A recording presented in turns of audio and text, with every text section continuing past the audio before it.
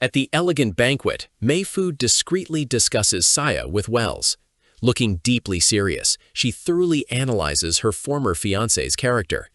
She recalls Saya's gentle nature, such as cheerfully helping the elderly and caring for animals, but dismisses these traits as naive, foolish, impulsive, and ultimately weak.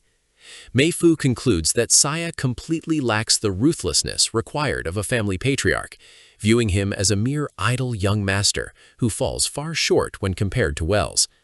She notes that Wells possesses a significant, necessary edge of ruthlessness that Saya glaringly lacks. Wells smirks, openly accepting her harsh assessment of his brother as a flattering compliment to himself. Sipping his wine, Wells reasons that no one would want a fool for an heir, a pragmatic reality the calculating Bayusha family surely understands. He adds that even if they foolishly chose to support Saya, their nearest forces are 6-star sectors away, rendering them entirely useless for immediate intervention. Gesturing toward a group of distinguished elders gathered nearby, Wells asserts that over 80% of them already back his claim. He is confident they are not senile enough to let Saya take power, even if he were present. He states firmly that the family's fate cannot be entrusted to an incompetent failure simply by virtue of his birth order. Overcome by intense ambition, Wells crushes his wineglass. His aura violently flares red as he passionately declares that he alone is fit to lead the Laerces family. Mei-Fu gently grasps Wells' hands to calm his surging emotions, reassuring him that Saya's luck will soon end and promising to handle her former fiancé completely. Wells pulls her close, telling her she no longer needs to waste any effort searching for his brother. With a sinister grin and dark purple energy swirling around him, Wells reveals that their esteemed young master has already delivered himself straight into their hands. Mei-Fu glances toward the entrance, her expression sharpening as she notices the arrival of unexpected guests. Saya and Tong Dun make a grand entrance into the banquet hall, drawing the attention of the surrounding nobles, who silently part to let them through. As they walk, Saya appears highly tense and nervous, a stark contrast to Tong Dun's calm, imposing presence. Saya's expression hardens, filled with grave apprehension about the inevitable confrontation with his family. Noticing his friend's anxiety, Tong Dun cheerfully pats Saya on the shoulder, advising him to relax. He casually reasons that a mere banquet couldn't possibly be more dangerous than the deadly battlefields of outer space. Confidently guaranteeing Saya's survival, he tells him to chill out, as there is nothing to fear. Saya is left momentarily speechless, completely exasperated by his bodyguard's overly relaxed attitude in the midst of such a critical political arena. Watching from a short distance, Pierre smiles warmly, highly amused by the comforting dynamic between her brother and his loyal friend as they march forward. The two men suddenly halt their exacts, coming face to face with someone blocking their path. Saya looks up to find Wells and Mei-Fu standing together, presenting a united, condescending front. He tensely acknowledges his brother and his former fiancé. A wicked, mocking smile spreads across Mei-Fu's face as she coldly expresses her surprise that Saya actually managed to survive her assassination attempt. Observing the massive warrior standing protectively by Saya's side, she calmly remarks that his exile to the dangerous battlefield clearly wasn't entirely fruitless. Filled with rage at the sight of his betrayers, an incredibly tense Saya furiously glares back, remaining completely silent. Feigning politeness, Wells tells Mei-Fu that he is actually quite pleased Saya decided to show up today. He then confidently snaps his fingers to command the room's attention. The sharp sound draws the eyes of the banquet guests. Raising his voice, Wells patronizingly addresses Saya, claiming they used to be incredibly close, and that it would have been a great pity had Saya missed such a joyous occasion. Wells then smoothly shifts his attention, respectfully greeting Pierre and complimenting her as the beautiful flower of the Bayou Ashir family. Standing elegantly in her formal attire, Pierre silently acknowledges his greeting with a calm, composed demeanor. Sweating nervously with Tong Dun looming behind him, Saya clenches his teeth, frustratingly realizing that Wells is already comfortably acting as the undisputed successor of the family. Suddenly, Saya spots a familiar figure in the crowd, and his face lights up with immense relief and joy. He eagerly calls out to Elder Bosi, happily announcing that he has survived and finally returned home. Saya remembers Elder Bosi as the family elder who doted on him the most, a man who once served as his late father's trusted right-hand man. To attend the banquet stemmed from the desperate hope that loyal elders like Bosi were secretly waiting for him to reclaim his rightful place. However, Elder Bosi's expression remains completely cold and stern. Staring down at the young man, the elder bluntly states that Saya should never have come back, leaving him completely stunned by the harsh reception. Raising a dismissive hand, Elder Bosi delivers a crushing blow. He declares that Saya is no longer qualified to be there, revealing that the Elder Council officially voted 3 days ago to completely expel him from the family register. Saya is left utterly horrified and pale, reeling from the ultimate betrayal by his most trusted elder. The surrounding noble guests immediately break into excited gossip, shocked that the supposedly dead primary heir is actually alive and present. They eagerly anticipate the massive political drama about to unfold before them. Wells bursts into arrogant laughter, mockingly asking Saya how he could possibly win when the guests, the elders, and the council are all already under his control. Adding to the humiliation, Elder Bosi coldly waves his hand, ordering the guards to drag Saya away and lock him up until the banquet concludes so they can dispose of him later. As Pierre tries to step forward, 2 armored guards immediately cross their arms to physically block her path, leaving her visibly shocked. Elder Bosi issues a stern warning to Pierre, stating that despite her high status in the Bayusha family, she has no right to interfere in the internal affairs of the Lersas. He advises her to remain a silent spectator if she wishes to avoid being thrown out, seeing Saya completely paralyzed by the betrayal. Tang Dun urgently tells his friend to snap out of it, declaring that it is time for him to step in and forcefully carve a path of retreat. However, before Tang Dun can act, he is suddenly hit by a powerful invisible force that lifts his massive frame off the ground in sheer terror. He quickly realizes another expert is present, identifying the attacker's oppressive aura as that of an overwhelming level 13. The attacker is revealed to be Mr. Wu, a blind martial artist in an orange tunic who serves the Lersis family. With just a raised hand, he effortlessly suppresses the level 12 bodyguard. As the guards aggressively grab and restrain him, a struggling Saya curses his luck. He recalls his late father mentioning the immense fortune the family spent annually to retain a level 13 martial expert, bitterly realizing that this ultimate weapon is now being used to capture him. Looking down at the subdued Saya, Wells gloats that he originally wanted his brother to witness his glorious ascension to power, noting with fake pity that Saya will no longer have the chance. Forced to the floor with a guard's hand crushing his head down, a despairing Saya questions the Witchian's prophecy. He curses his own stupidity for believing in some grand destiny when it only led him straight into an inescapable trap. Suddenly, the scene shifts to the vastness of space just outside the planet, where a massive glowing tear rips through the cosmic fabric. An enormous, majestic white spaceship emerges from the brilliant blue portal, exuding an aura of absolute authority. The colossal vessel descends directly into the planet's atmosphere, its massive hull casting a dark, overwhelming shadow over the Lersis family estate. Inside the banquet hall, the guests rush to the balconies, staring up in awe and terror at the gigantic ship blocking out the sky, wondering who could possibly command such a vessel. Mr. Wu's calm demeanor shatters into absolute panic. Sweating profusely, he recognizes the ship and yells out that it is the personal flagship of the Stellar Commander, signaling that the supreme ruler of the Star Sector has personally arrived. The entire crowd of nobles erupts into sheer shock and disbelief at the unimaginable arrival of such a legendary and powerful figure. This is the end of the video. If you would like to watch the next part, please subscribe to our channel. Inside the banquet hall, the noble guests erupt into a frenzy. They rush toward the entrance in pure disbelief as word spreads that the Stellar Commander has arrived. As they scramble outside, people excitedly discuss the sheer magnitude of this event, noting that across the entire 100 Great Star regions, there are only 2 Stellar Commanders in existence. One guest explains that while one commander defends the outer space battlefield against alien beasts, the other rules over the star regions, making him the absolute highest authority among trillions of races. The crowd is completely baffled, wondering why such a supreme figure would ever visit their local gathering. Seeing an incredible political opportunity, an eager Wells urges Mifu to hurry and greet the commander with him, calling it a once-in-a-millennium chance. Elder Bosi enthusiastically agrees. He realizes that having the Stellar Commander present on the day of their family's power transition could elevate the Lerses family status to unprecedented heights. The crowd swarms out of the mansion, while a frantic Elder Bosi laments that they did not have time to prepare a proper welcoming ceremony. Outside, a bewildered Saya is still pinned down by the guards, muttering in shock about the Stellar Commander's sudden arrival. One of the guards forces Saya's face into the pavement and steps on his head. He cruelly tells Saya to keep his head down, claiming he is unworthy of looking at the supreme leader and warning him not to offend the VIPs. A colossal spaceship hovers above, projecting a brilliant beam of light down to the ground.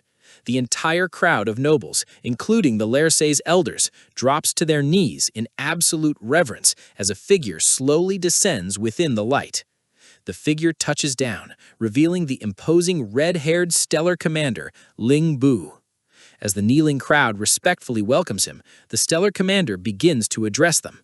He tells everyone to rise and casually explains that he heard the Lerse's family was appointing a new patriarch today. He states he came specifically to offer his congratulations, politely asking if his uninvited presence is an intrusion. Overjoyed, Wells believes the legendary stellar commander has arrived just to honor his succession.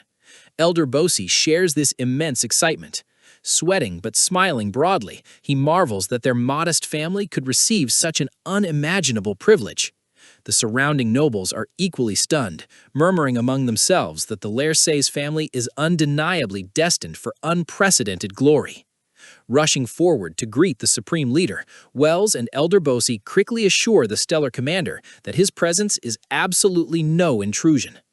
Internally, Wells is ecstatic, convinced that his ultimate rise to power is now guaranteed. Watching from the sidelines, Mifu is thoroughly pleased with herself. She gloats internally, certain she made the right choice by abandoning Saya for Wells, and fantasizes about becoming the queen of a powerful new era. The stellar commander smiles calmly, expressing his relief that he's not interrupting their proceedings, while an eager Wells laughs in agreeable submission. However, the stellar commander suddenly asks to see the new patriarch, casually referring to him by the name Saya Lerse. Wells's arrogant facade instantly shatters into pure shock as he stammers his brother's name in utter disbelief. A dead silence falls over the entire crowd. Elder Bosi and the other nobles freeze in complete confusion. Even the armored guards pinning Saya to the ground are bewildered, questioning if the ruler actually just asked for their captive. Seizing the brief moment of distraction, Saya strikes the guards, breaking free from their grip and demanding they let him go. As Wells turns around in panic, Saya sprints forward through the crowd, raising his hand to draw the stellar commander's attention.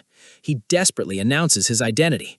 Finally reaching the center of the gathering, Saya stops to catch his breath, panting heavily from the exertion of his escape.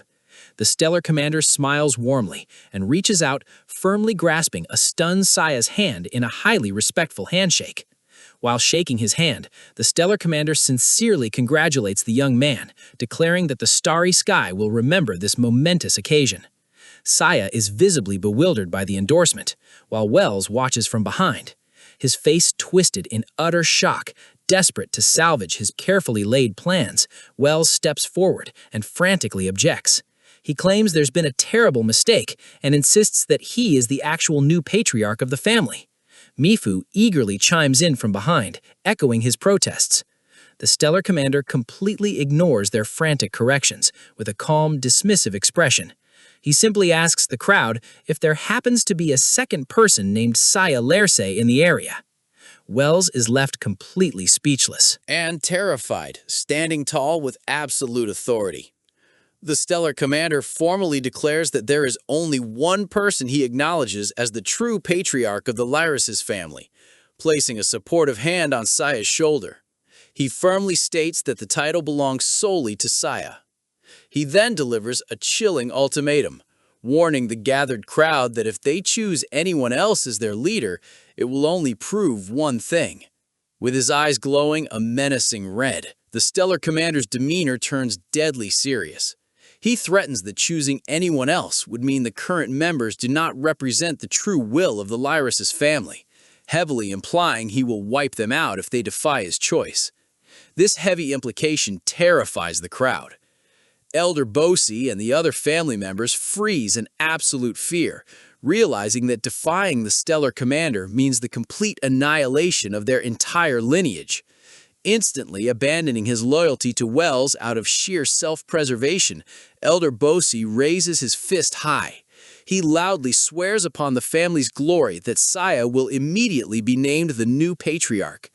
The rest of the opportunistic nobles follow suit without hesitation.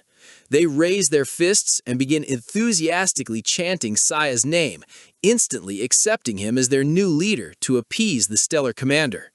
Saya stands silently in the center of the cheering crowd, completely overwhelmed by the surreal turn of events. Pierre approaches her brother, her usual calm composure entirely broken. Looking at him in sheer astonishment, she asks how he possibly managed to secure the personal backing of the Supreme Stellar Commander. Crushed by the sudden reversal of fortune, Meifu collapses to her knees in tears, realizing the catastrophic mistake she made by betraying Saya. In a desperate fit of rage, she lunges at Wells, grabbing him by the collar and blaming him for ruining her future. Meifu slaps Wells hard across the face, furiously screaming that all the power and glory he just lost was originally supposed to be hers to share with Saya. Enraged by the assault, Wells violently punches Meifu back. He curses her as a pathetic gold digger and harshly reminds her that she was the one who willingly threw herself at him for power. Ignoring the chaotic scuffle between the former lovers, a deeply confused Saya turns to the Stellar Commander. He politely admits he does not actually know the Supreme Leader and questions why he intervened on his behalf. The Stellar Commander smiles warmly and tells Saya to thank the good friend he made on the dimensional battlefield. He explains that this friend wanted to ensure Saya was well taken care of, but since he couldn't leave the battlefield himself, he entrusted the task to the commander. Saya's face lights up with sheer excitement and awe as everything finally clicks into place. He recalls the mysterious witch Yin's prophecy, realizing her cryptic words have been flawlessly fulfilled. Overwhelmed with profound gratitude, Saya realizes that Liu Sheng was the one who orchestrated this triumphant return. He understands now that Liu Sheng is the prophesied crowned figure at the peak of the stars, who arranged for his absolute victory from behind the scenes. This is the end of the video. If you would like to watch the next part, please subscribe to our channel. Meanwhile, Haiji Dao passes a comforting message from the Stellar Commander to Lu Shen and Ao Nong Turing.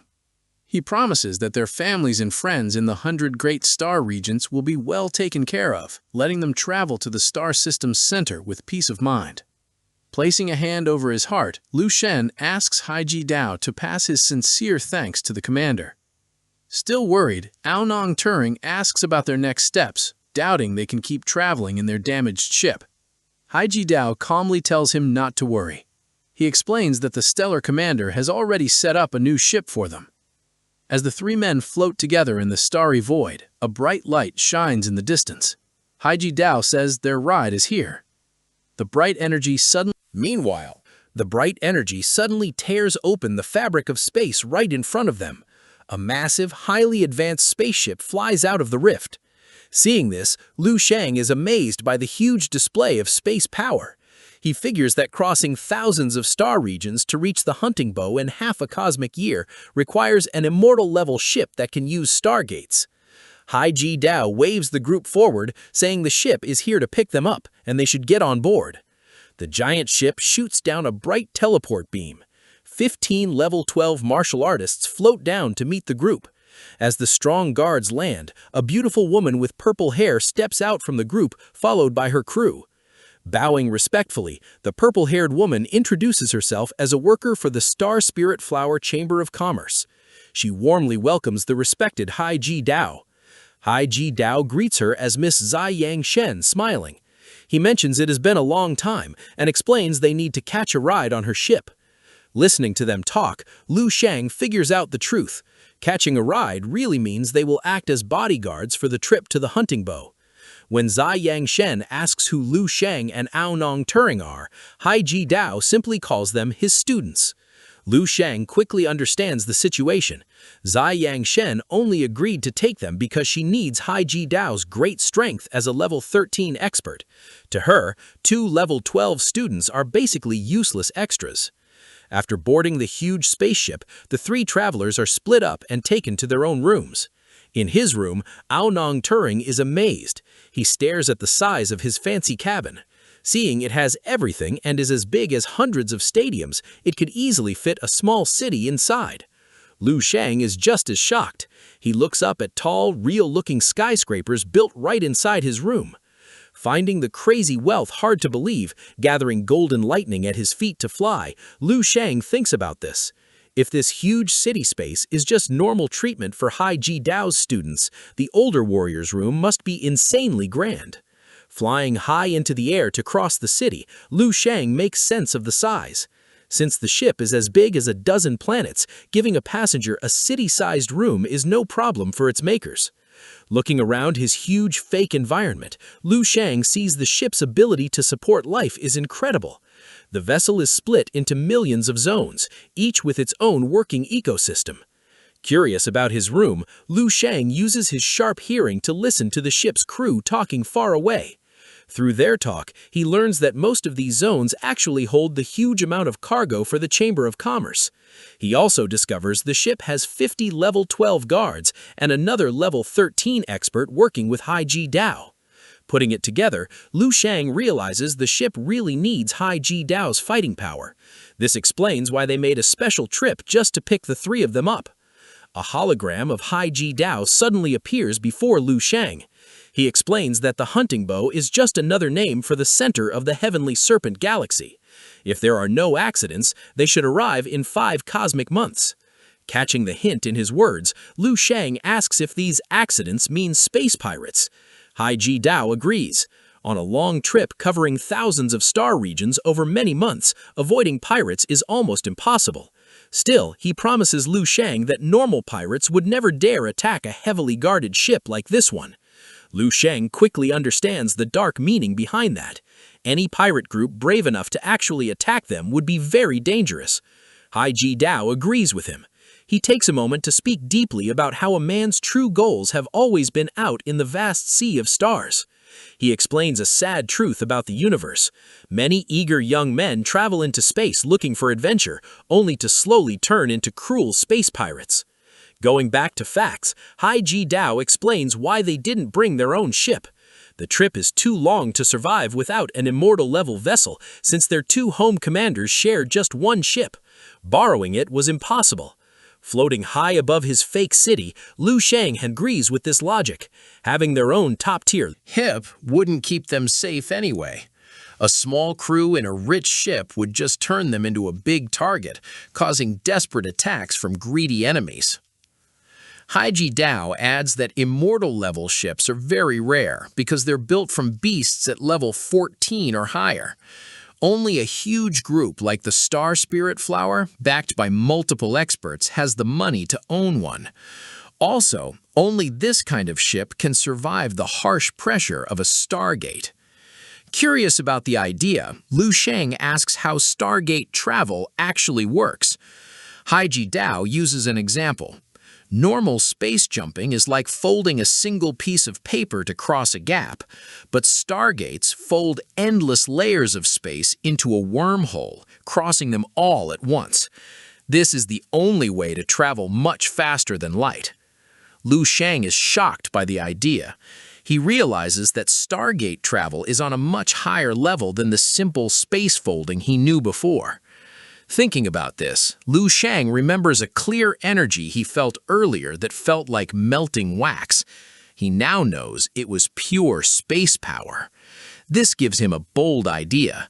If he mastered this power, could his physical body travel through stargates alone? Eager to know, Lu Shang directly asks Haiji Dao this ambitious question. The older warrior is shocked at first, muttering about a body crossing a stargate. After a short pause, he firmly confirms it is actually possible. But Haiji Dao quickly lowers his hopes. While it works in theory, almost no one can do it. He admits that out of all the strong people he knows, not a single one has done it. When Lu Shang asks why it is so impossible, Haiji Dao explains universal laws. Most laws don't have strict power rankings.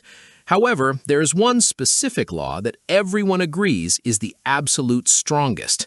As a giant cosmic clock appears behind him, Haiji Dao reveals the name of this supreme power, the law of space-time. The next part, please subscribe to our channel.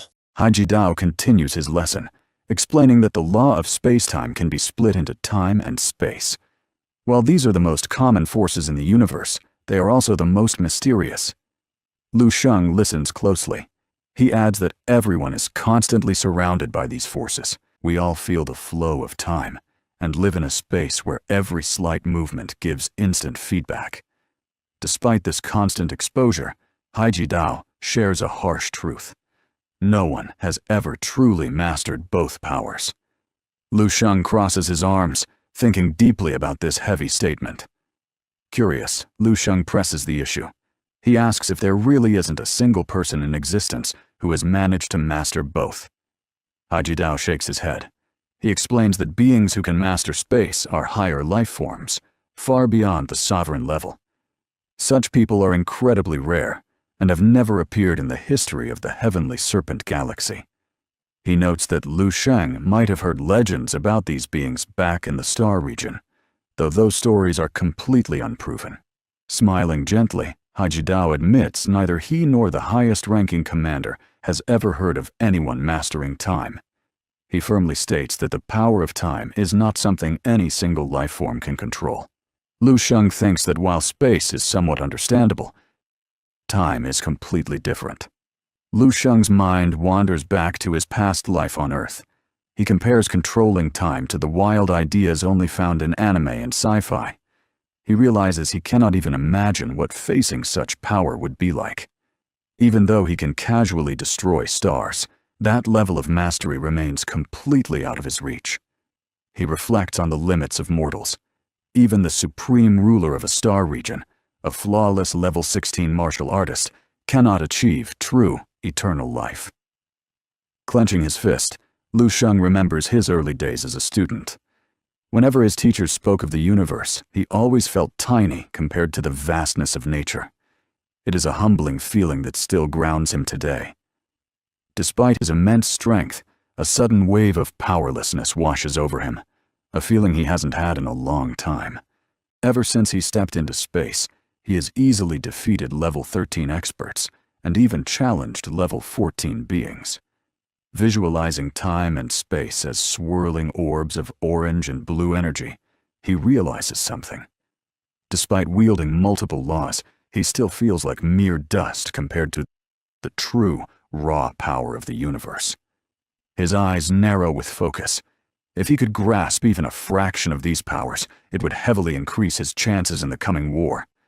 While normal fighters could never hope to touch time and space, he knows he has a unique advantage. Sitting cross-legged, he realizes that with the entire Tinder mini-universe backing him, there must be records of these powers hidden in his domain. He immediately enters a deep meditation to start his search. Inside the ruined city of his dream world, ignoring the zombies below, Lu Sheng projects his mind. He summons many blue screens, using the universe's origin power to search the vast archives for clues about time and space. He commands the system to find any top experts in history who mastered space. A glowing avatar of a blonde woman appears as the system processes the massive amount of cosmic data. Lu Sheng thinks about the huge scale of his search. Haiji Dao said such a person might only appear once in a star region. However, by searching the universe's complete history, his chances are much better. Suddenly, a specific profile catches his eye and breaks his focus. The screen shows an older bearded man, identifying him as the Lord of the Tianlin Star region, Yang Yizhou. Staring at the screen in shock, Lu Sheng recognizes the man as his own mentor. He is deeply confused, recalling that his teacher's style was the path of the four poles. He struggles to understand how his master could secretly be the universe's top space expert. Deep in thought, Lu Sheng reflects on his training. He had heavily relied on the techniques taught by his master and senior brothers. Yet out of all those profound lessons, the only one he never fully understood was the path of the four poles. He admits he only grasped the surface of that technique because it was so difficult. He had just memorized it without truly learning its core concepts. He was completely unaware of the supreme spatial power hidden inside it. His eyes widen as everything clicks. Suddenly, a spiritual projection of Yang Yizhou appears behind him.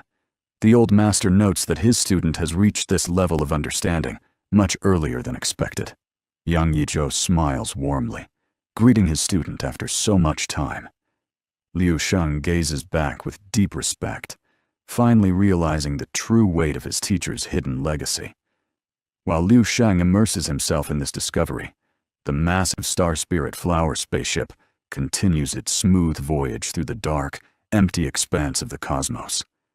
Getting ready for a massive jump, the front of the ship charges up. It fires a thick beam of bright green energy directly into the void. The intense energy melts through reality itself, tearing open a massive, crackling wormhole. The giant ship speeds up and dives straight into the rift. Moments later, the spaceship bursts out of another tear in a completely different region. Violent cosmic lightning surrounds the hull as it successfully completes the jump.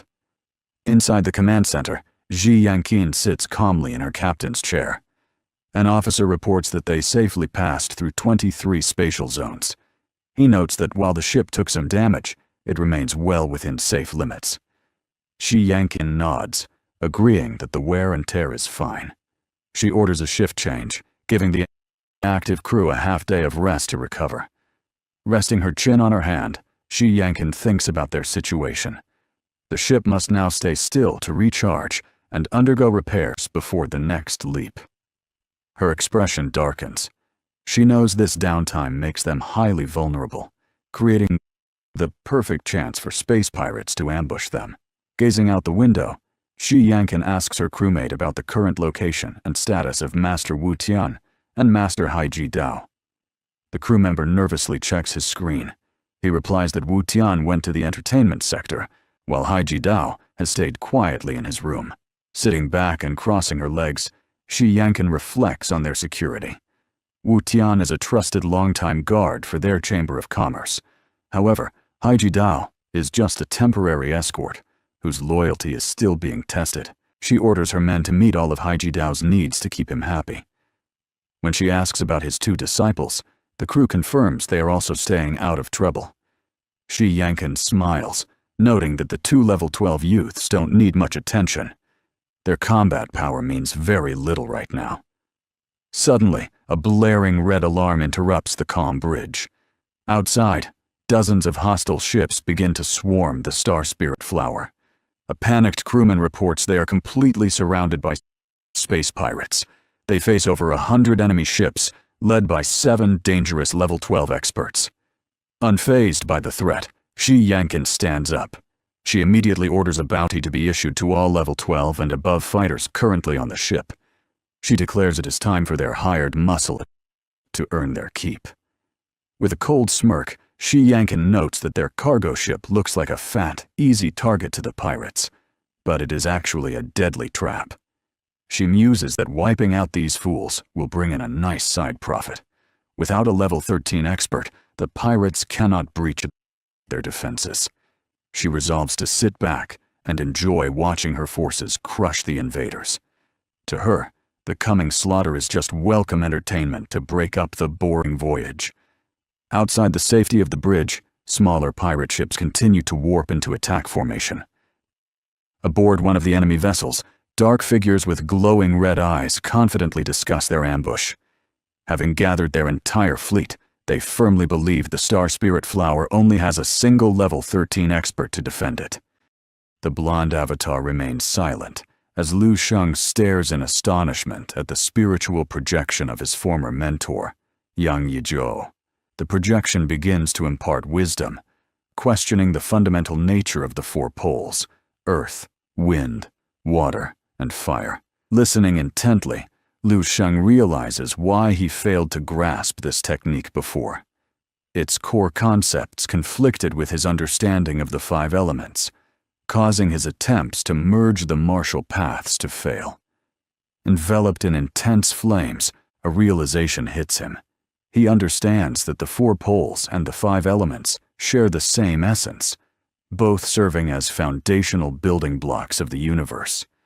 As symbols of earth, wind, water, and fire appear around him, he sees their harmonious nature, noting that they do not actually conflict with each other. Empowered by this realization, Liu Sheng floats as an explosive surge of fiery energy erupts from his body. Reflecting on his power, He realizes that his previous use of the 5 elements was far too extreme compared to his master's balanced approach. He figures out that his 5-element system, with its cycle of creation and restriction, is actually a more advanced evolution of the 4 poles. He finally understands that this deep connection is why he managed to glimpse the level 17 realm during his master's past teachings. To fully process this massive martial insight, Liu Sheng sits cross-legged in midair and enters deep meditation. A swirling vortex of elemental energy completely envelops him. The 5 elemental laws smoothly merge into his being, triggering a powerful evolution, thanks to Yang Yizhou's legacy. Soon, a glowing golden sphere fractures. Liu Sheng looks down in alarm, realizing his immortal Tao golden core has unexpectedly cracked. The core shatters in a blinding cosmic explosion, leaving Liu Sheng completely stunned by the massive release of energy. As the light settles, Liu Sheng sits calmly amidst swirling stardust. He is amazed to see that the destruction of his core birthed a miniature universe inside. Observing this, he notes the internal cosmos is constantly expanding. He wonders if his Dantian will eventually grow into a boundless universe. His worry quickly turns into deep curiosity. He wonders how the fundamental power of space naturally generates within this new internal realm. A realization washes over him. He raises his hand, effortlessly creating a swirling vortex of spatial energy as he senses a deep new connection to the universe. Using the spatial forces with his fingertips, he projects the energy outward and tears open a massive spatial rift right in front of him. With a single thought, Liu Sheng seamlessly merges his physical body into the portal. An instant later, he bursts out of another tier, reappearing in the starry void several light years away from his original location. He looks around his new surroundings in disbelief, thrilled that his ambitious theory actually worked. Generating a ring of spatial energy, he reflects on the achievement. He realizes he didn't rely on the external universe to teleport. Instead, he used his own mastery over the law of space. Smiling with absolute confidence, he concludes he successfully executed a spatial jump using nothing but his own body and power. Testing the limits of his new ability, Liu Sheng generates a spatial vortex. He notes his initial jump was nowhere near his maximum range and decides to train harder. Opening multiple portals across the void, he realizes the immense tactical advantage this grants him. He knows that with rapid teleportation in combat, no opponent can match his speed or catch him. With a satisfied smirk, he realizes his mastery over space means he won't need to rely on spaceships for travel across nearby star sectors anymore. Inside his dream space, Liu Sheng joyfully dives in and out of countless portals. This relentless teleportation practice makes his proficiency with the law of space skyrocket. Several months pass uneventfully. Back in reality, Liu Sheng sits quietly on his bed inside his cabin aboard the Star Spirit Flower. He stands up and gazes at the vast universe. His expression grows serious as he reflects that despite the time passed, his cultivation remains stuck at level 12. A sense of urgency washes over him. He questions if he has enough time to reach his goals, concluding that his current pace is simply not fast enough. Summoning a spark of spatial energy, he thinks about the past 4 months. Having mastered the combat applications of the spatial law, he is confident anyone below level 14 cannot hit him in a direct fight. However, his confidence wavers regarding opponents at or above level 14, having never faced a true expert of that caliber. He recalls his fights with level 14 zombies in his dream space, noting their degraded strength makes them useless as reliable power benchmarks. He also realizes the dream space zombies lack true aggression. Whenever he retreats using his spatial abilities, the undead stop attacking and never pursue him, meaning he faces zero pressure to push past his current limits. Liu Sheng generates a highly concentrated sphere of spatial energy in his palm. Alongside his movement abilities, he has developed a lethal offensive technique using the law of space. He can bypass physical defenses by teleporting this volatile energy directly inside an opponent's body, tearing the enemy apart from the inside out. With a confident smirk, Liu Sheng realizes his arsenal has grown so vast he can barely keep track of all his powerful trump cards. Snapping his fingers, he acknowledges one lingering disappointment. Despite his rapid mastery over space, he still has absolutely no clue how to comprehend the elusive law of time. Liu Sheng materializes in the middle of a crowded sidewalk in a bright, bustling modern city, surrounded by ordinary pedestrians. Children playfully run past him, but Liu Sheng remains perfectly still, standing like an immovable rock against the flowing crowd. He reflects that this peaceful city is just a simulated illusion from his memories. He knows the grim reality is that his home planet will be the first casualty in the impending cosmic calamity. Staring at the illusion, he laments that he is merely an observer of this fabricated timeline. As a vortex of ethereal clocks appears in his mind, he contemplates the overwhelming grandness of time.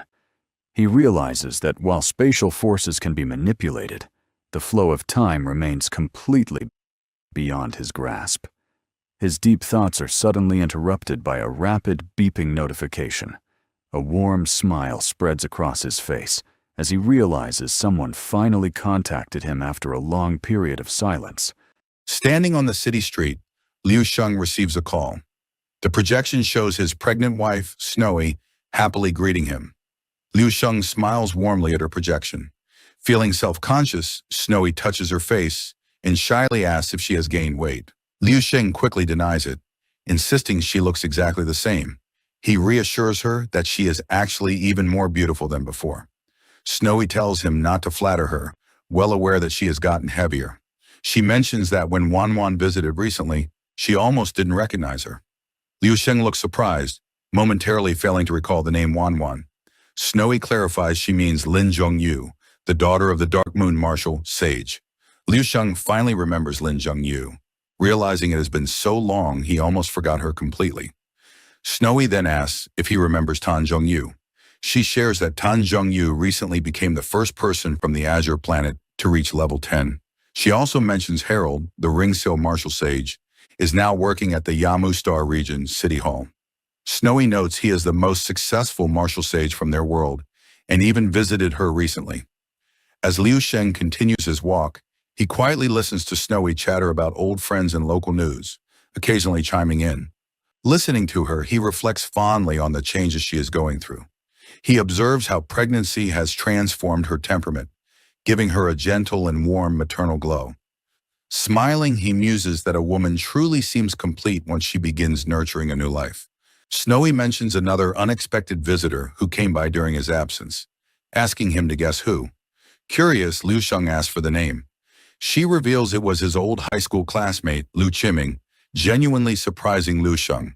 Hearing a name from his past brings a wave of nostalgia, and he asks what his old friend has been up to. Snowy explains that Liu Qiming recently re-enlisted. Before deploying, he tracked down their address, hoping to see Liu Sheng, unaware he was away.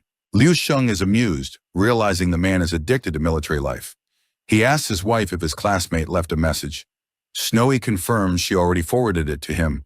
A projection of a smiling Liu Qiming plays, telling Liu Sheng they absolutely must share a drink when he returns.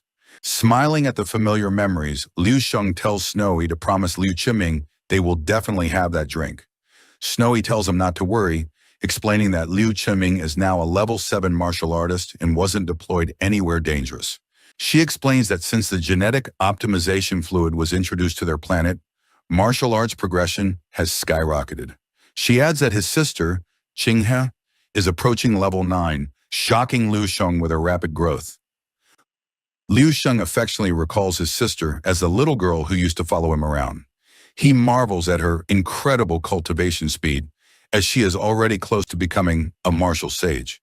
Snowy looks downcast, touching her pregnant belly. She agrees Qinghe's progress is amazing, but sadly admits her own cultivation has barely improved recently. Wanting to comfort her, Liu Sheng uses a special vision technique. Peering into Snowy's womb, he gazes lovingly at the healthy fetus developing inside. He is deeply moved, softly acknowledging his child. Concerned about the unusually long pregnancy, Liu Sheng asks what the doctor said about how much longer it will take. Snowy replies it will probably take another 3 or 4 years. She smiles, adding that since she has been pregnant for almost 6 years, she is quite used to the feeling. The couple falls into a comfortable silence, warmly smiling as they enjoy this intimate moment as a family. Suddenly, Snowy tells Liu Sheng to wait while she goes to call his parents. Just as he reacts, the projection glitches and goes blank. An error message indicates a complete loss of signal. Frustrated, Liu Sheng curses the terrible timing. He clenches his fist, realizing that with the vast distances of space, it might be a long time before he can contact his family again. Calming down, he accepts the situation, resolving to wait until they reach the hunting boat to find a better communication method. Back in his cabin aboard the spaceship, Liu Sheng decides not to waste time. Holding an energy cube, he summons a massive crystal into the room. Sitting cross-legged, Liu Sheng surrounds himself with a fiery aura. He draws out large quantities of energy crystals, continuously absorbing their power for his daily cultivation. During the 4 months of their voyage, this intense training allows the immortal cells in his body to multiply explosively once again. As the spaceship continues its long journey, Liu Sheng finally opens his eyes, bringing his deep meditation to a close. He evaluates his progress, calculating that generating over 500,000 immortal cells is decent. However, he acknowledges this number is pitifully small compared to the 100 million cells his level 12 body can handle. He realizes he desperately needs a larger energy source. He muses that if he cannot find one soon, his only options are to absorb cosmic energy from a desolate area, or literally swallow a star to accelerate his growth. His thoughts are interrupted by a knock at the door. Liu Sheng calls out for the person to enter, and Ao Nong Turing steps inside, cheerfully noting how rare it is to catch him outside his training. Over the course of their journey, the elf has become much more relaxed around Liu Sheng. While maintaining a respectful distance, he has started mimicking Liu Sheng's casual habits, like sharing a cup of tea. As they drink, Ao Nong Turing shares an update. He explains they are half a month away from reaching the hunting bow. He remarks the trip has been smooth, joking they left their bad luck on the alien battlefield. Liu Sheng nods in agreement. Ao Nong Turing then asks if Liu Sheng has plans to walk around the ship. Mentioning some interesting places, the elf begins to mention a unique person he recently encountered. Before the elf can finish, Liu Sheng takes a sip of his drink and casually guesses that he saw someone very similar to themselves. Liu Sheng perfectly describes the person, asking if he means a blue-haired woman with an extraordinary physique. Caught off guard, the elf agrees, but a split second later, the realization hits him and he spits out his drink in shock. A bewildered Ao Nong Turing stares at the unfazed Liu Sheng, demanding to know how he could know such specific details when he hasn't even left his room. Liu Sheng sips his coffee, noting that staying in his room doesn't mean he is blind to the events happening outside. He casually lists the ship's recent activities, including recruiting a level 13 expert and completing 87 spatial jumps. He points out exact details, noting they were attacked by 13 pirate waves and that the elf fought them 12 times. This leaves Ao Nong Turing shocked by his accuracy. Liu Sheng smugly adds that 7 of those times, the elf fought alongside the blue-haired girl, secretly trying to show off and compete with her. This completely flusters Ao Nong Turing, who frantically begs Liu Sheng to stop. Changing the subject, the elf notes that the blue-haired girl, Masha, shares their goal of traveling to the hunting bow for the Heavenly Academy exam. Liu Sheng takes another sip of his coffee and asks if the elf actually spoke to her. Annoyed, Ao Nong Turing admits he tried, but she completely ignored him. Liu Sheng advises him to mind his attitude, suggesting that if the elf treated her with the same respect he shows him, she might actually reply. Indignant, Ao Nong Turing scoffs, declaring that only Liu Sheng deserves that level of respect from him. Deciding to head out, he waves goodbye. Just as he leaves, a holographic alert pops up. The elf eagerly turns back, announcing a new bounty for space pirates and inviting Liu Sheng to join the fight. Grinning, Ao Nong Turing reasons this might be their last chance to fight pirates on this trip. Unamused, Liu Sheng stares blankly, suspecting the elf just wants to drag him along to act cool in front of the blue-haired girl. He casually rejects the offer, stating he has no interest in pirates and would rather spend the time cultivating alone. Aonang Turing accepts his decision without issue and leaves the cabin. Left alone, Liu Sheng pauses, realizing it has been a while since he checked on his shadow clone.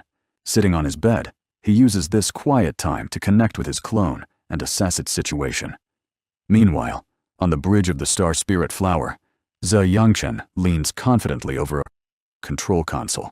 She smiles, commenting that watching a skirmish involving over 200 level 11 and 12 martial artists is an entertaining way to pass the time. Gazing at a tactical display, she notes the pirate quality has increased as they near the hunting bow. Surprised, they gathered nearly 30 level 12 experts. Outside the ship, a fierce battle is underway. Aonang Turing and Maisha easily overpower and dispatch numerous pirates. Watching from inside, a crew member marvels at their combat prowess, noting that the two youths are effortlessly sweeping through the level 12 enemies. The battlefield is completely dominated by the duo, with none of the pirates able to withstand their attacks. A crewmate remarks that the two prodigies have turned the conflict into a one-sided slaughter, predicting the battle will end soon. Another crew member expresses deep admiration, praising both fighters as the most outstanding martial arts geniuses he has ever seen. A crewmate mentions Liu Sheng, pointing out he hasn't shown his face once since boarding, and assuming he is antisocial. Another dismisses the concern, noting they don't need his help anyway. Their conversation is abruptly cut short when a blinding energy beam streaks across the battlefield, hurtling directly toward Aonang Turing. Before the elf can react, an attacker emerges from the blast and delivers a devastating kick to his chest, sending him flying and coughing up blood. On the bridge, Zhe Yangchen's confident smile vanishes, realizing the pirate ambush includes a level 13 expert. She frantically asks for an update on the elf's condition. The attacker is a menacing figure, wrapped in bandages with an oppressive aura. Gripping a sword, he coldly taunts the injured elf for being arrogant. Severely wounded and unable to speak, Aonang Turing floats helplessly in the void, clutching his chest in agony. Realizing the danger, an anxious Zhe Yangchen orders her subordinates to summon their own level 13 experts. She broadcasts a command for all lower-level fighters to retreat to the spaceship. Seeing Aonang Turing limping toward the ship, the assassin scoffs at his desperate escape attempt. Moving with terrifying speed, the assassin teleports directly behind the fleeing elf and swings his blade down for a lethal strike. Just before the blade lands, Haiji Dao intervenes, blocking the assassin's fatal blow with his giant sword to save his student. He glares at the assassin and firmly declares himself as the pirate's new opponent. Zhe Yangchen breathes a huge sigh of relief, glad to see Haiji Dao enter the fray to stall the attack. Out in space, the two level 13 powerhouses clash, sending massive shockwaves across the battlefield. The tide of battle turns as two more imposing figures, Wu Tian and Babu Luo, arrive to back up Haiji Dao. The crew erupts into cheers, celebrating that all three of their level 13 masters are fighting the enemy's lone expert. Zhe Yangchen smirks confidently. She reflects on how lucky she is to have hired the extra experts, realizing that relying solely on her family's single guard would have been disastrous. Meanwhile, Liu Sheng's consciousness fully awakens inside his mutated shadow clone, which has been resting dormant inside a massive clamshell. The clone's monstrous form stands up. Liu Sheng assesses its power, realizing the alien body has reached the peak of level 12 and is on the verge of breaking through to level 13. Feeling slightly annoyed, he compares this effortless growth to his main body. He reflects on how hard his true self has to train just to reach level 12, while level 13 still feels like a distant dream. In stark contrast, this shadow clone does nothing but passively absorb nutrients, yet its power skyrockets automatically. Despite its immense power, Liu Sheng is disgusted by the creepy body, admitting he wouldn't use this clone if it weren't somewhat humanoid. Prying open the giant shell, he checks the outside environment, wondering if the dark entity has returned. As the shell opens, Liu Sheng is met with an unsettling sight. Instead of the familiar ocean trench, he sees a terrifying expanse with a sickly, dark green sky. The environment is filled with glowing green cracks and radiates an overwhelming aura of chaos, evil, and destruction. Staring in shock, Liu Sheng realizes the terrifying truth. His shadow clone is no longer in the Azure Planet's abyss, but has somehow been transported into the dark side universe. Liu Sheng's shadow clone surveys his new surroundings in the dark side universe, observing the pulsing, sickly green environment. He remarks on the overwhelming sensation of filth permeating the area. Our guy concludes that the defining characteristic of this dark universe is simply pure disgust. Examining his monstrous form, he notes that this body is approaching level 13 in strength and has grown far too powerful for the azure planet's abyss to contain. Looking up at the twisted sky, Liu Sheng realizes the mysterious dark entity must have intentionally brought him here. He reflects on this being from the dark side universe, which had been diligently feeding and raising his mutated avatar. Liu Sheng recalls that the entity who previously invaded the Heavenly Serpent Galaxy was a level 15 lord, meaning the one currently nurturing his clone is likely at level 14. Having already faced the level 14 Lord of Oblivion, Liu Sheng now has a basic understanding of the immense power these cosmic horrors wield. He feels his initial fear diminish as these dark entities are no longer complete mysteries to him. Controlling the mutated clone has become much more natural, a stark contrast to his early days of constantly fearing the entity would discover his true identity. Liu Sheng deduces that the dark entity wants his avatar to complete its promotion to level 13 within this chaotic world. Unfazed, Liu Sheng decides to attempt the breakthrough directly. He reasons that the clone is merely a disposable pawn, so any progress is a bonus, and he wouldn't care if the body was destroyed during the attempt. He considers the requirements for level 13, questioning what kind of cosmic law a creature born of the dark side universe could possibly comprehend to achieve it. Taking a pragmatic approach, he realizes his immediate priority is to accumulate a massive amount of power and gather enough energy before attempting an advancement. Embracing the brutal nature of his new environment, he declares that endless consumption and slaughter are the absolute rules of this dark realm. Acting on this instinct, the clone sprouts massive tentacles, commanding them to strike outward. The appendages pierce deep into the glowing green landscape, acting as conduits to siphon the surrounding power. The clone revels in the influx of energy as the tentacles rapidly absorb the environment's essence and funnel it directly into his core. Liu Sheng notes with satisfaction that this mutated body is completely indiscriminate and will consume absolutely anything it can grasp. Analyzing the dark side's version of the stellar law, he finds it surprisingly straightforward and decides to mimic the developmental path his main body has already established. Focusing on his structure at a microscopic level, he observes his glowing green mutated cells. Parallel to his main body's immortal cells, he decides to continuously evolve these and dubs them mutated immortal cells. Liu Sheng is shocked to discover that his clone's physical structure is already composed entirely of these specialized mutated cells. He marvels at this growth, realizing the single parasitic cell he originally implanted has aggressively multiplied into 30 million cells, forming a vast sea of energy. He knows the individual strength of a single mutated immortal cell cannot compare to the pure immortal cells of his main body. However, their sheer numbers more than make up for the lack of quality. Liu Sheng finally understands the dark entity's strategy. Instead of advancing the clone to the next evolutionary stage, it had poured all its energy into explosively multiplying the clone's base cell count. Since the clone previously operated on primitive instinct, it couldn't comprehend complex cultivation methods. If he hadn't taken direct control, the mindless avatar would have simply continued stacking cells until it reached a bursting limit before ever refining their quality. With his consciousness now fully in control, Liu Sheng resolves to actively seize the millions of cells and forcefully guide their evolution. Channeling his will, he draws upon the massive energy reserves he just absorbed to begin the process. He initiates a violent refinement process, forcefully compressing the chaotic raw power into a dense sphere of condensed energy.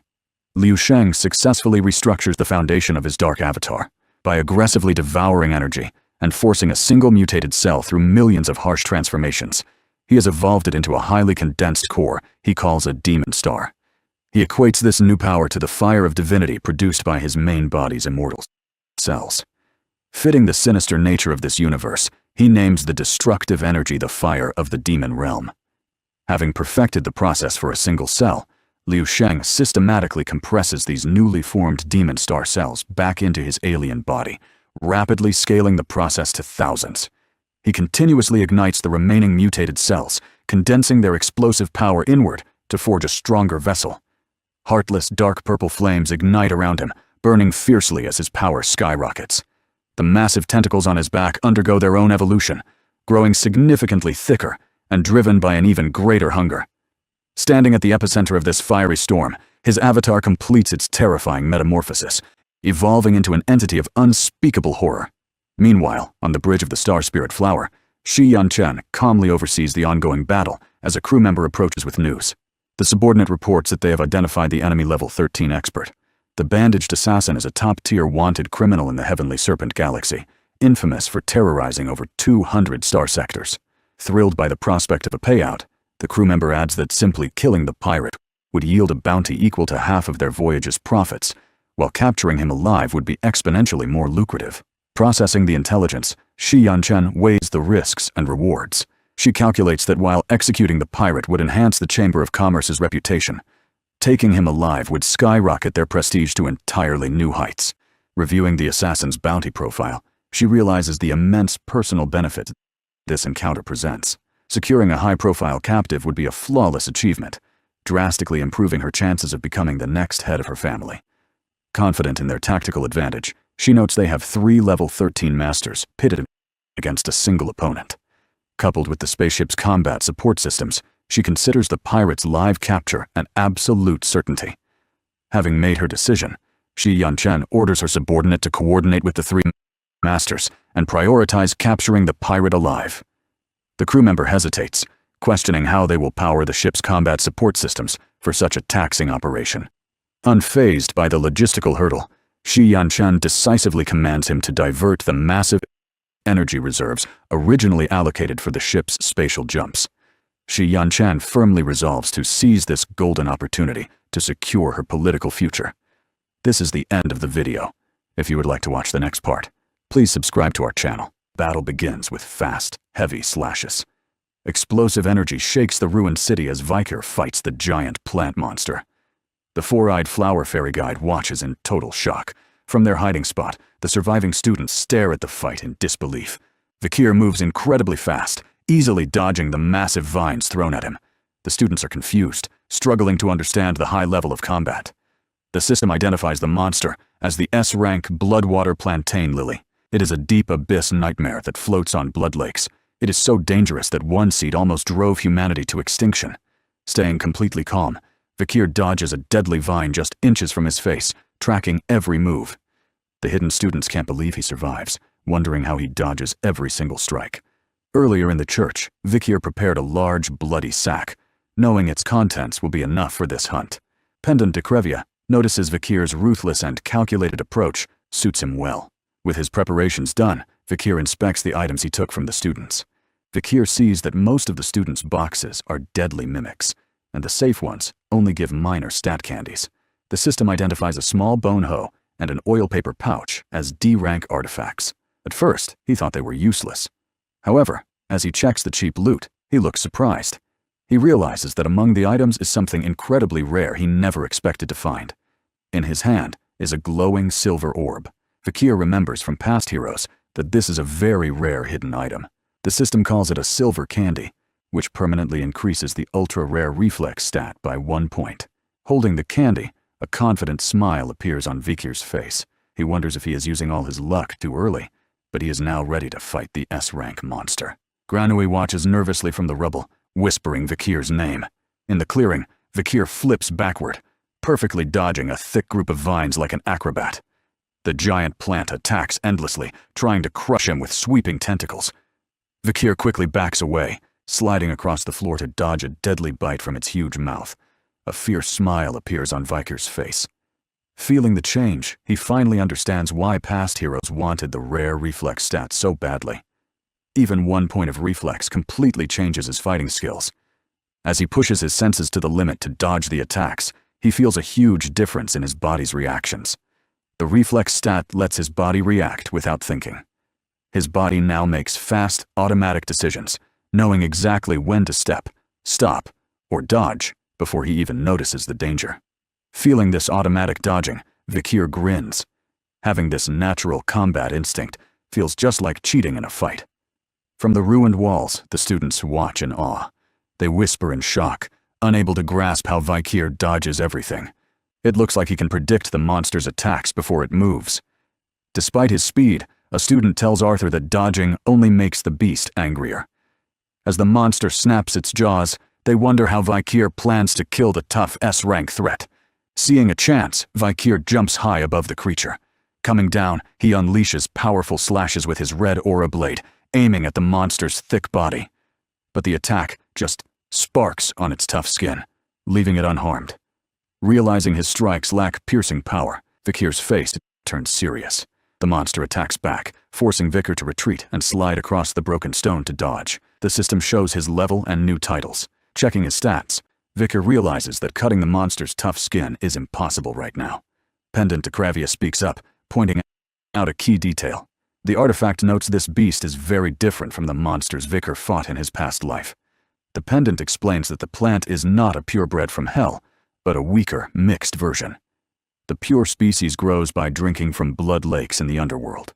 Because of that, purebreds are much larger and deadlier than this creature. Being trapped in this dry place leaves the beast starving and very thirsty. Dekravia warns Vikir not to drop his guard. Even a starving S-rank monster is still deadly. He realizes the demon's real plan. They didn't put an S-rank monster here to be hunted. It is an impossible hurdle meant to cause despair. Dekravia suggests a new plan. Since he cannot break the armor, he needs to hit its one fatal weakness. That weakness is the soft flesh inside its mouth, but it only shows this spot when opening its jaws to eat. Dekravia asks if Vikir is brave enough to use that small opening. A fearless smile crosses Vikir's face. He replies confidently that using this exact moment is why he gathered supplies in the church earlier. The fairy guide grows angry at Vikir's calm attitude. Confused by his smile, it demands to know why a human acts so arrogant against an S-rank monster. Losing its temper, the fairy orders the monster to eat Vikir completely. The giant beast instantly shoots its tentacles at him. As the tentacles fall toward him, Vikir just looks up with a calm smile, ready to execute his plan. The plant smashes its tentacles into the ground, destroying the stone floor and sending dust and rocks flying. Floating among the falling rocks, Vikir stays calm. He uses his impenetrable sacred ring. The system confirms its storage. Pocket mode is active. Reaching into the storage, Vikir pulls out the bloody sack he prepared earlier. With a strong swing, he throws it high into the air, right at the monster. The fairy guide stares in confusion. Below, the students watch in shock, unable to understand why Vikir throws a bloody bag at an S-rank beast. Blinded by hunger and the smell of blood, the monster opens its huge mouth wide to swallow the sack and the bloody limbs inside. Seeing the falling body parts, the students finally realize that the tearing sounds from the church yesterday were Vikir cutting up hellhounds for bait. While the students shake at Vikir's ruthless planning, he stays focused. With glowing red eyes amid the debris, he sees his real target is finally visible. Deep inside the monster's throat, past its teeth and vines, a giant glowing purple eye is exposed. It is the creature's core and fatal weak point.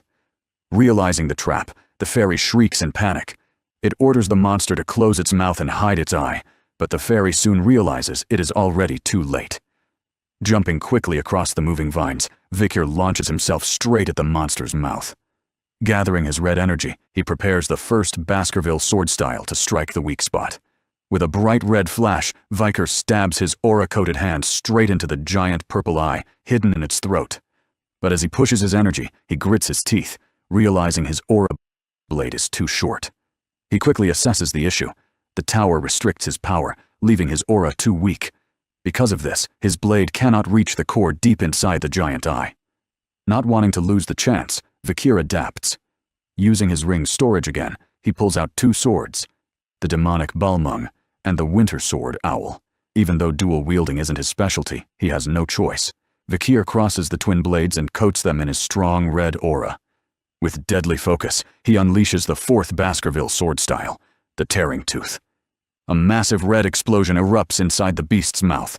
The force of the dual sword strike completely shatters the monster's purple core into pieces. Dark blood blasts out of the monster's mouth, raining over the courtyard. Hiding behind the debris, the drenched students and the guides stare in total shock at the impossible sight. As the blood rain stops, Vikir stands victorious on the dead beast. The system announces that Level 1 warrior Vikir is the first to hunt the S-rank monster. While the fairy guide cries in disbelief, the system gives out rare rewards for this impossible achievement. This is the end of the video. If you would like to watch the next part, please subscribe to our channel.